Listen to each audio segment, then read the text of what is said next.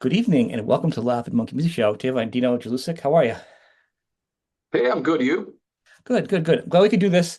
So your name, I've been doing a lot of interviews when I do them, I speak to a lot of, well-known singers historically. Your name comes up a lot. A lot of singers have been going for a long time. I was just talking to Eric Martin the other day. He was just saying how great a singer you are. Um, just all the time. I can't even think of all the singers. I seriously, there's been like three or four in the past like 2 months that I've said, Dino's the up and coming man. So Oh, wow. that's some pretty solid Yeah. props when your peers do it. I mean, there's feeling good and being successful. And then when people that have done it before say it, you know. Yeah, it's beautiful. I think I saw a podcast from Eric Martin from Mr. Big saying that, I've heard a couple of nice things he said about me, and it's always great to see, people you grew up listening to praising you. So I Yeah, cannot be more grateful than I that's pretty am for awesome. that. Yeah, Yeah. he just did it mine the other day too. I mean, so he's really a good flag carrier for you. So, but you it's not an unearned praise though. I mean, vocally you've got it, and you are a very well-rounded musician coming out of it. You play all the instruments. You played with a ton of for your age. You played with a ton of like already successful musicians. Yeah. Well, I mean, you're in a really good spot professionally. You know. Yeah, it's been, for the past like 5, 6 years, I've had a great run working with pretty much everybody from the business. Mhm. And I'm just grateful. I'm just grateful to do this for a living and to be able to do this. And yeah, it's going pretty well. It's never, I'm used to like a high high. So when something is not happening, you know, um, when something stops for like a month. I kind of feel depressed. But now it's been like six Yeah, months, if I don't count NAM and all the stuff yeah. I did in Los Angeles, it's been like 6 months without a gig. And I kind of got used to it. And I think that's a good thing because I've been touring nonstop for since 2016. Wow. And this was like a well-needed break. I moved Mhm. into my own place, and I'm still working on it. And I think it's fine. It's okay to stop. It's okay to make a break. And yeah, I'm happy. I think that's probably the better attitude you're getting at now before you realize you tour for half your life, then realize you don't have a life or a home established or anything, any roots. And then later on True. you're like, oh, I don't have anything. I think some of the more successful people have a balance of home life, home work life. But I mean Yeah, your work is your career, so I mean it's tied in kind of much more it is. It significantly. is. It is. We're playing pretty much a sold out tour in Spain. When I say we, I'm talking about Jelusick, my band, Yep. and we're gonna play Sweden Rock with Sabotage and Iron Maiden, and we're playing two more gigs day after day after that, and we had zero gigs like a month ago, and then like a week later, bam, 17 gigs in less than 2 months. So you never know. It's very unpredictable, You never know. Is it for you? Because I mean, if you actually step back to the people that aren't aware of you now, you've done Trans-Siberian Orchestra, you've done, I mean, your vocals are great so much that you came in, you caught the tail end of Whitesnake. I mean, you've done a lot of side things. During Corona, you're doing your vocals on different with other artists that were similar, that were overlapping in the projects and bands you've been with. Now you've got your band together, and you also did another band. Was it with Bumblefoot? You did, was he Yeah, the guitar? I'm trying to think, he yeah, was in a band. Yeah, that was a good yeah, album. yeah. Bumblefoot and Derek Sherinian. Yeah, that's a good album. So where are you with all your things? Like, are you got some projects? Are you doing the band and other bands? Like you got a lot out I, there. I that's the funny thing. I only do my band because when you think about it, I was touring with TSO, but being a TSO means 2 months out of the year you tour. So you Mhm. always tour November, December. That's it. Yeah. Whitesnake, while I was doing Whitesnake, Jelusick was not really existing because I was still fighting on court um, with this record label that I don't really want to talk about it. No, and you don't have to. So Everybody knows about it. Everybody knows about yeah, it. I know about it. I don't have to give them. everybody knows about it. I'm glad everybody knows about it. Anyways, and Whom Gods Destroy came in because I spoke to Derek and Ron about it. We were working on some songs, and but after the record was released, nothing happened. So I don't think there's going to be anything from that. I occasionally work with Derek. We do All Star. stadium gig in Indonesia, Mhm. and I'm doing Starmus with him. Starmus is the big convention held by Brian May. So I'm playing this year. I played last year, and hopefully this year I get to sing with Brian May finally. That would be, you know, Awesome. top of the pops as far as like who I've played with and worked with. But I pretty much only do my band. If I don't have any bands or projects on the side. I refuse to do guest vocals. I did guest vocals for a very famous band, and their album is going to come out, I think, this year. You're going to find Mhm. out very soon who it is. It's a very famous heavy metal band. It's myself, Sebastian Bach, Chuck Billy from Testament, and a couple of more singers singing on the record. But I'm Wow. trying to build a brand out of Jelusick as a band. I actually think that's a Um, really good idea. Even if you do other stuff, I think I see like a young singer like you that does well. There's a handful out there that have done it over the years. And looking back, it's always better when the singer comes out and has his own thing, separate from being coming into another known band and being the singer from that band. It doesn't give you a fair shake because it's better for the yeah, singer is gonna, I mean, you have a full career ahead of you. You're not at the tail end of your career. You're not, you know, it's important for you to be established as your own person who also sang in this band, maybe, but not who sang true, in that band. true, It's there's a difference professionally. So I think you're doing it the absolutely. right way And by doing your I own band mean, always. if I was jumping from one band to another, once those bands are done, what do I have? I'm left with nothing. I'm looking for a gig. And I didn't want to be that guy. Plus, I write songs, and I want to be my own guy, my own artist. And I mean, I'm not sure if you know, there was a lot of great proposals from famous bands that I turned down, and I'm a fan of those bands. I have Mhm. I have their CDs on my shelf, and you can probably guess a couple of them because the couple of them are I, still looking for a singer. But I didn't want to do it. I I've had a few I people mention things offline to me. I've been doing this for a while. I've heard a lot of things offline that's what I'm saying. Beyond what people hear online, publicly, I've heard a lot of things behind the scenes of you too. You have a nice oh, okay. reputation. Yeah. Yeah, makes sense. Makes sense. I think I deserve a chance as an artist. I don't want to sing other people's songs. Um, if I can do that with my stuff, I'm willing to do it. I just want to Yep. establish. I want to establish myself as myself, not as a replacement for somebody else. Right. That's the only thing. Well, Yeah. I was listening, going online, just looking for like live stuff. What was the Cowboys, the Pantera thing in a way that honors it without being a total imitation? I think that's what I like. I like when somebody can do a good version of it, but still be themselves, but also not make it something totally different. I think you kind of Yeah. Yeah. balanced it. It's a fine line of doing a great job, and if it's too similar, you're called out. If it's too different, then they say it's not a good fit. So it's a very slippery territory to cover that stuff. I got a call from Attila. That's the guitar player that plays, and he's the closest thing we have to Dimebag. And guys from Pantera love him. And after we did this Pantera show, um, I got the call to play Pantera with him at Dimebag in Los Angeles. Dimebag's girlfriend Yep, and Rita. fiance, and she called. So I was the main guy performing Pantera that night, and Charlie Benante was playing drums. He's a drummer for Pantera, so Yep. it was a great gang on the stage, man. I really enjoyed it. And Roy Mayorga was playing drums as well. Ola Englund, and you had all these Joey Vera, Tony Campos, and some really solid and great bass players from Yeah. Billy from Biohazard, and it was just a great night of celebrating music with great artists, and I was honored to be the main singer for that. You know, Well, I mean, and that says a lot because that is people go look it up. It actually is really good. I'm usually a fan of certain cover things because it's usually hit or miss. But man, when I heard that, I was like, oh, there goes like a half hour of my time, or however long the set was, 34 minutes. I was like, well, there goes 34 minutes now because I was like yeah, into it.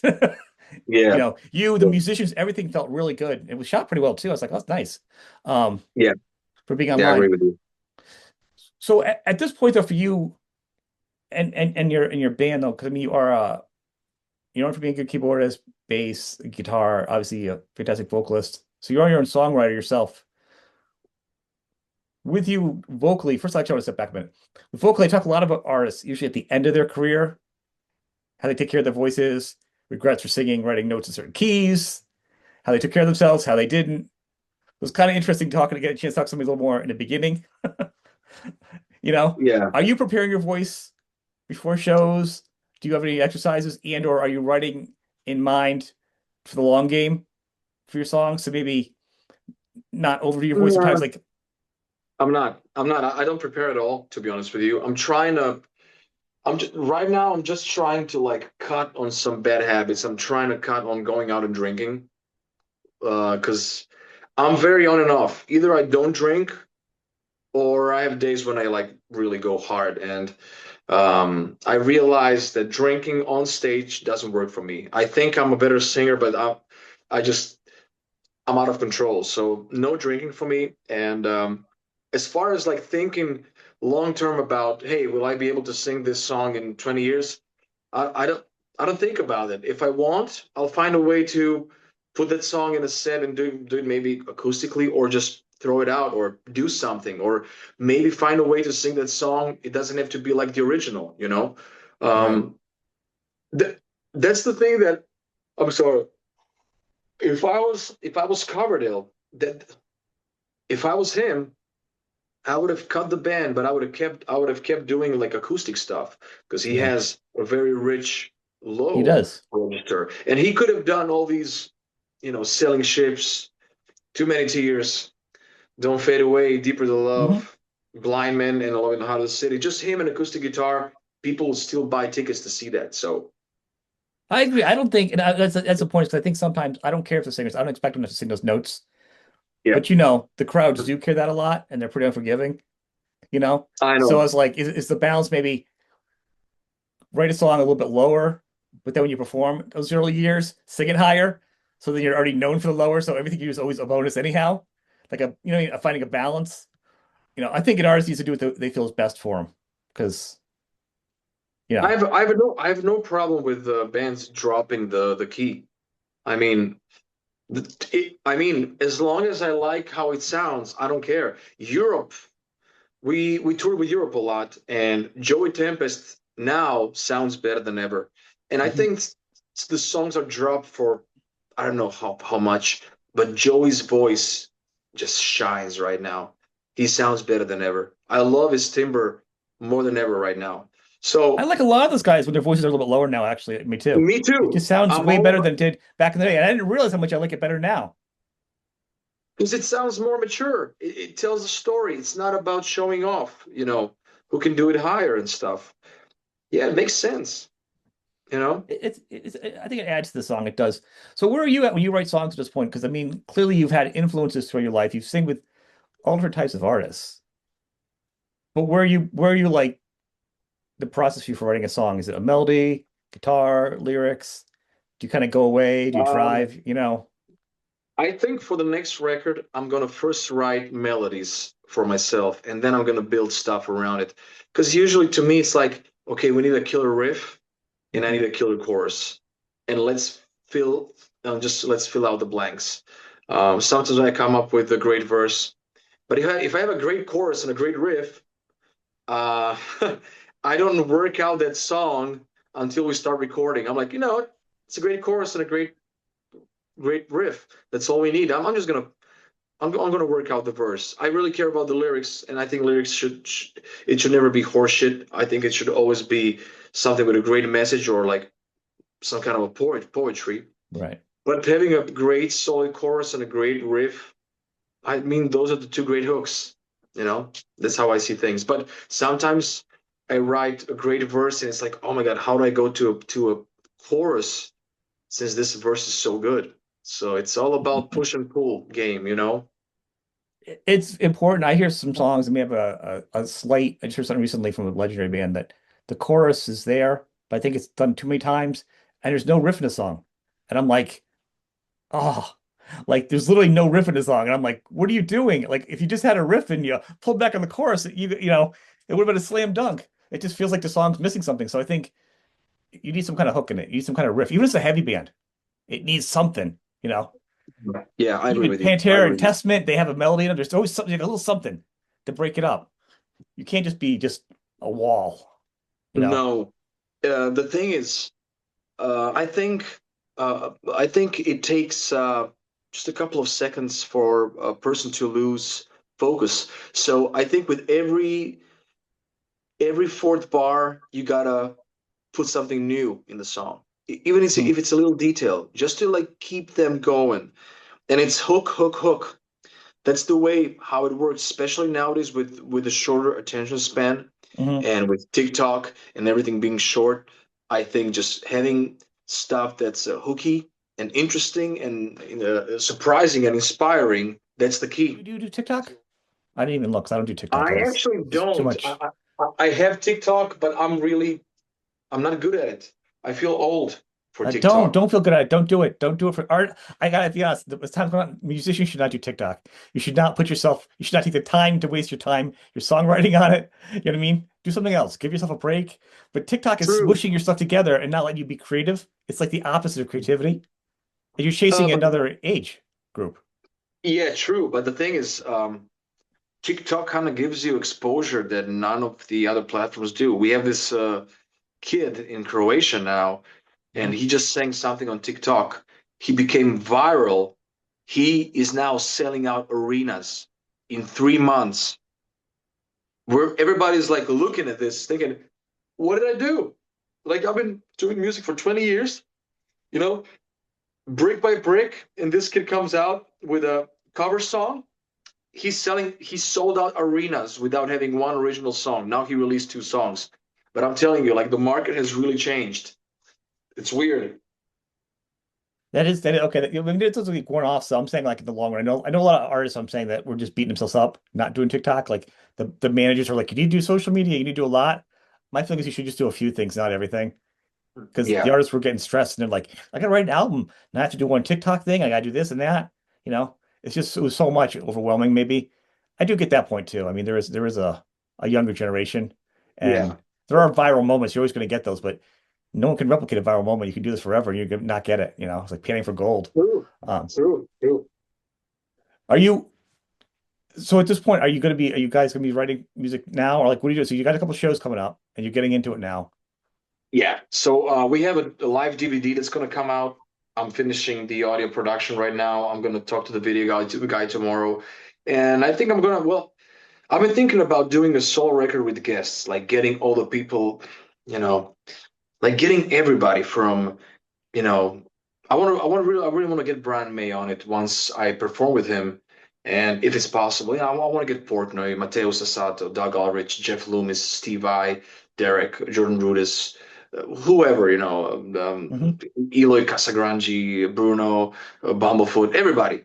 Just get everybody on one record and like do like an empire because I don't think anybody's doing that, like putting everybody together. So I was thinking about a solo record of that kind. I was thinking about a solo record of something more kind of a me piano, me acoustic guitar.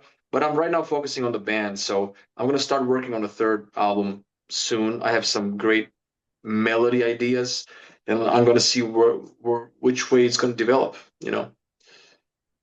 I love collaborations with those artists. That's gonna be awesome, and hearing it with your voice. And I get, or a solo album, you stripping it down to a few instruments. But I mean, you play most of the instruments already. The band's named after you. So when you do a solo album, I mean, you're pretty much the captain of the ship to begin with. And that's not taking away from the other artists of the band by any means, because I know it's hard to be a musician, but you are kind of the main focal point of your own band anyhow.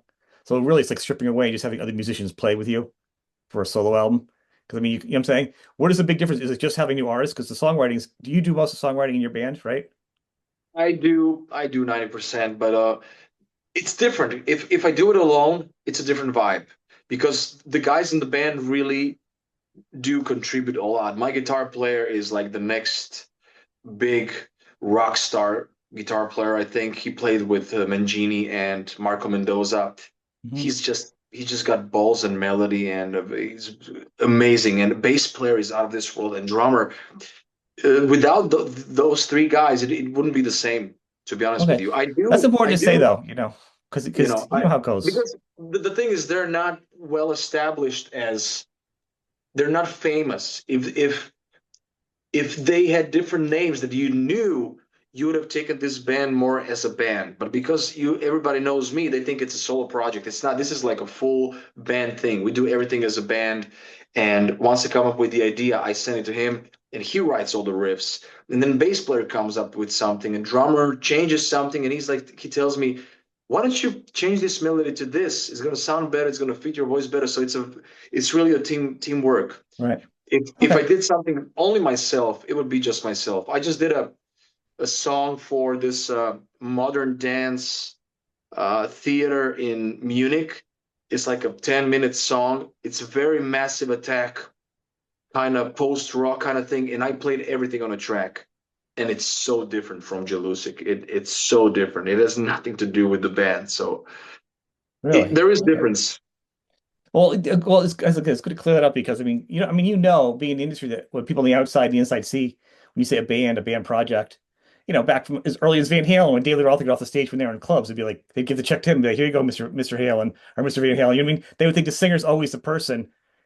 It's just the misnomer. So it's always gonna be like that. So if the band's named after you, Bon Jovi, like it's Dunk and Winger, yeah. Yeah, you have that already behind you. It's not like, oh, if there's a lead singer and it's named after him, it's totally a collaboration because historically it hasn't always gone down that way. Yeah. Thus, I ask you how you're steering your ship. Yeah. No, if I did something solo, it would be Dino Jelusick. Okay. This way, Jelusick is really a band. I mean, it's a band, okay, and it's a team for people to know that it's important. Yeah, definitely a band. So yeah, man, that's it. What are the other members doing when you do all your other stuff? Because if obviously you're busy doing other, if you do a solo album or you do other stuff, are the other guys in other bands too? Producers or like? Well, Keller, the guitar player, he used to tour with Marco Mendoza for a while. We did together the Mike Mangini record. I was pulled out of it because of the court. He stayed. My bass player is playing for like a Slovenian big orchestra because he plays like a double bass. And my drummer actually plays for my drummer actually plays for this TikTok star that I just mentioned that blew up. So all of a sudden he's like, "Hey, I'm playing arenas with this kid," and I'm like, "I don't know what to tell you, man. I mean, it's awesome. It's awesome and it's weird, kind of, because it feels weird because all of a sudden somebody just out of nowhere comes out and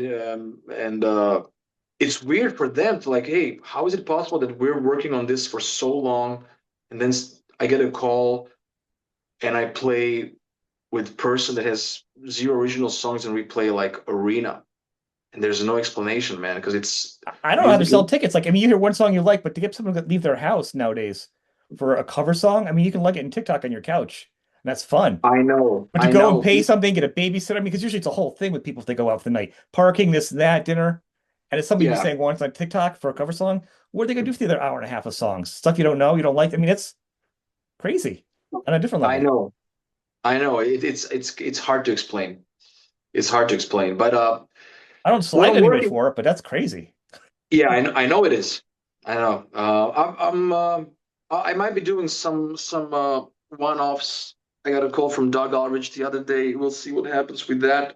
I'll be doing Starmus with Derek Sherinian and possibly Brian May, and that's it for now. We'll see what happens. Yeah, I don't know. It's very unpredictable right now. So really, are you open though? So between you doing the mixing, the audio and stuff, I mean, are you open for more gigs as they come in over the course of the year? So should people watch the website because you got your gigs up on your website? Oh, absolutely. That's the way. Just go and follow social media and website. That's where you'll find stuff. A lot of people just some people put their stuff away and don't do anything. They come off a tour, they put the guitar away. Even famous guitar players like, I haven't picked it up, but I don't have calluses anymore, which is crazy to me. They can just pick up again and shred. And some people just don't write songs until they get in the studio. They write in the studio, which seems pressure. Like, what are you doing? Are you storing, guitar and lyric ideas as you go, or are you the same guy who sound? I have a lot of voicemails on my phone. Well, like my riff, something comes up on my mind, and I just do a voice recording, like, and I say, okay, this is the riff. It's gonna be in drop B, and the chorus goes, and then I listen to it like 4 years later, and I'm like, oh, I remember I recorded this as I was walking in Sacramento Mall during the TSO tour. It's crazy. I hear a voice memo. I know exactly where I recorded that. And I go back. I was like, oh, that's the idea. Okay. Nah, I'm just going to throw it away. Then I'm like, oh, I like this idea. So that's how I do it, you know? Have you grabbed some from before? Because I know a lot of people have told me they do that, but then they say, but the problem is they get so many ideas. They just keep putting them, and it keeps piling up. They have too many to go through, and then they're just writing new stuff anyhow. So they're keeping the old ones, but like, are you drawing from the old ones too? Because you got, I guess it's good if you have a block though. You got writer's block. At least you got some stuff for yourself to help. But True. I have a lot to pick from.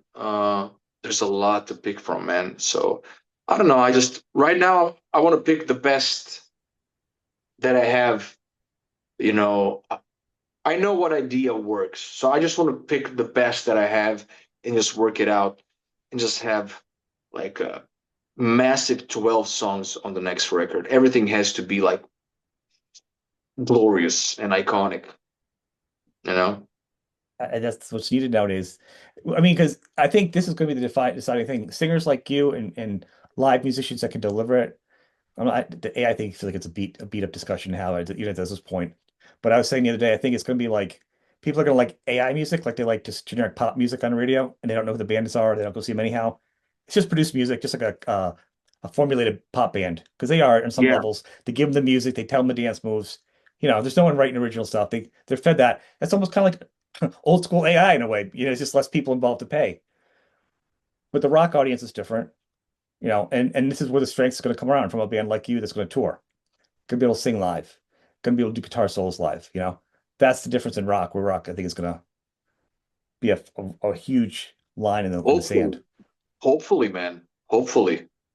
You never know. Can you see your audience going, I'm gonna go listen to AI? Rock audiences aren't really like that. They're like, nah. I listen, I can't, but I can't be in somebody else's mind and have somebody else's brain. You never know. Like the new generations are going to be so different from us. Yeah, the new You really generation might never be. know. Yeah. You really never know. We played for so many great crowds. We played in front of so many people, um, and I still believe in that. But you never know. We'll see.